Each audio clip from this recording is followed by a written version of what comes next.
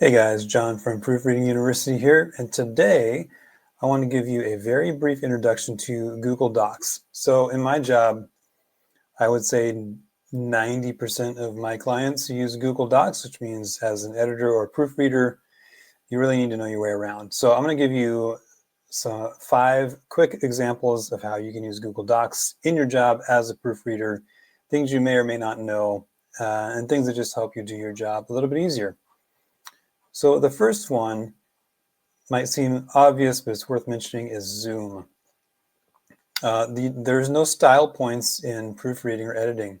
If you need to make the screen bigger so you can see mistakes more easily, then by all means do that. So you'll see under this banner here, there's 100% zoom. Just click that, and we're going to put 150. So this way I can actually see what I'm doing a whole lot better and avoid eye strain as well.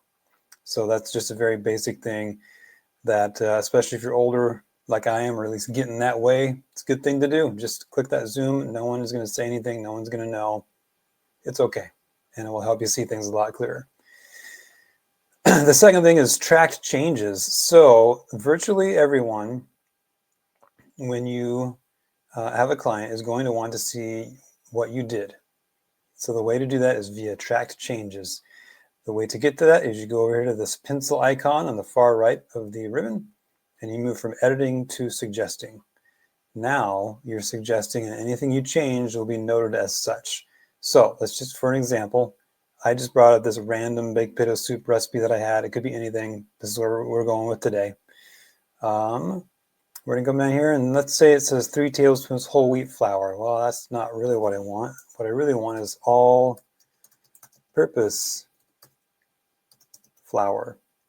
Okay, so now I've made that change, and anyone who comes along can see that this change has been made. They can see what I wrote, and they can see what I deleted. So that's tracked changes. That's where you find it. It's under the suggesting feature, and virtually every client is going to want to see your work done in that manner. So go ahead and do that. The very first thing you do when you open a document, put it in track changes or suggested mode.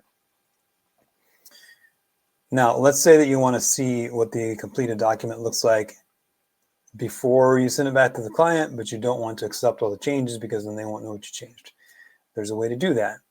If you go to Tools, Review Suggested Edits, you can click this box that comes up and move from Show Suggested Edits to Preview Accept All. So now any of the and all changes you made are going to show up here. So what this is really handy for is when you get a whole lot of changes in a document, it can be extremely difficult to tell what the final result looks like.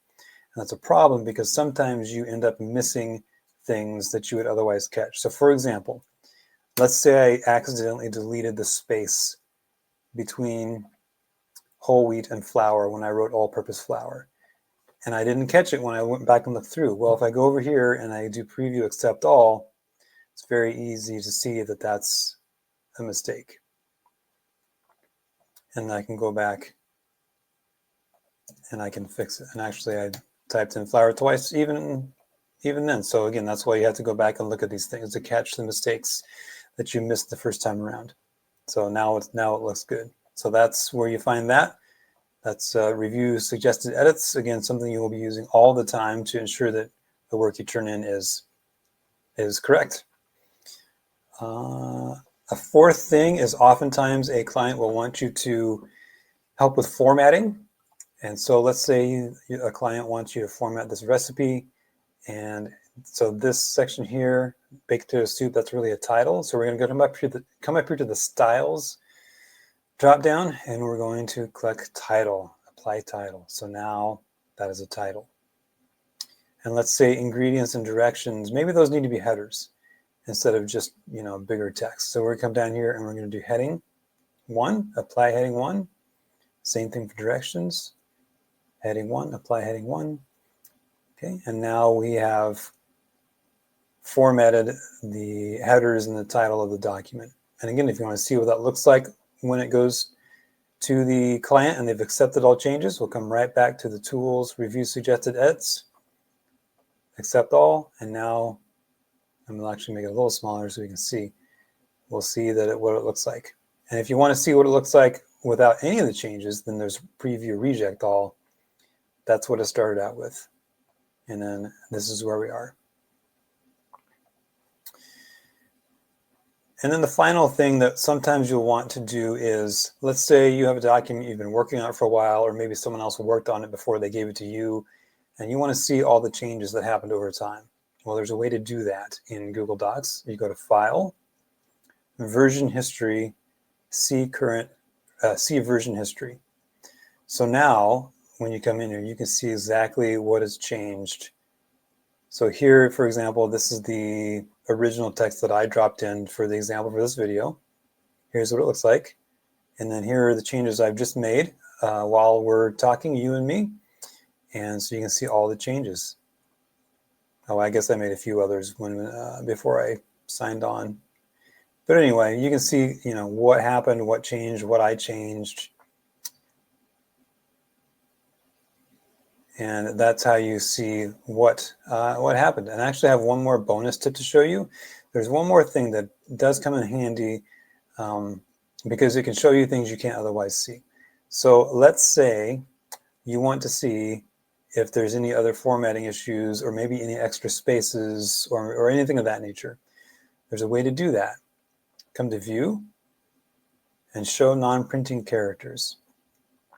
So now this is going to show you everywhere where there's a carriage return, everywhere where there's a line break, and anything else of that, anywhere where there's a space. It'll show you all of those things. We're going to make this a little bigger again. And so what you notice here is you see this little symbol here? You notice how that's different from this little symbol? So this symbol here, these guys here, they're called pilcrows, and they indicate a paragraph break. So that's where someone has physically hit the enter or return key. This is a line break. What that means is someone hit the shift and the enter or return key together, and it looks the same if you have this feature off. You can't tell that that's there, but we're going to turn it back on, and now you can see that that's different than the rest. And so you want to fix these things because that can screw up formatting later on down the road. So we're just going to delete that and hit return, and now we've fixed that issue. The same applies with extra spaces. So let's say there was an extra space between shredded and cheddar. Then you would see two dots and you would know, oh, there's an extra space there. Again, that's something that's very hard to catch with your naked eye. That's where this function of View, Show Non-Printing Characters can help you out. So again, that is 5 features of Google Docs to help you get you started, plus a bonus 6th feature because apparently I can't count. So anyway, I hope that helped you out. If you liked it, like, subscribe to all that stuff, and stay tuned for the next one. Bye.